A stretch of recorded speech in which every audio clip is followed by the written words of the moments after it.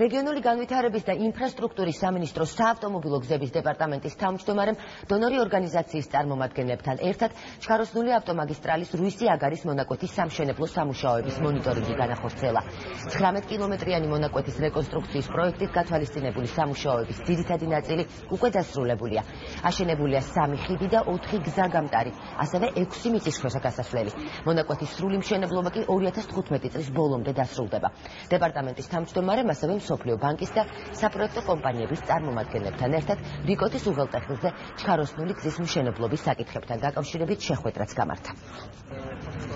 2014 წელს საქართველოს საავტომობილო გზების დეპარტამენტმა მსოფლიო ბანკის დაფინანსებით დაიწყო ზემოოსიაურიდან არგვეთამდე მონაკვეთის ტექნიკურ-ეკონომიკური დასაბუთება და ასევე დეტალური პროექტირება ზემოოსიაურიდან ჩუმათელეთის მონაკვეთის. ამ ეტაპისათვის 10 კილომეტრზე დეტალური დიზაინა მომზადების პროცესია, ხოლო რაც შეეხება რიკოთის საუღელტეხილო მონაკვეთიდან არგვეთამდე მონაკვეთს, ამჟამად მსოფლიო ბანკის წარმომადგენლებთან ერთად ადგილზე ხდება მიმართულებების განსაზღვრა და მას შემდეგ რაც ეს მიმართულება დამტკიცდება, უკვე მომდევნო ეტაპზე დავიწყებთ ამ მონაკვეთის პროექტირებას.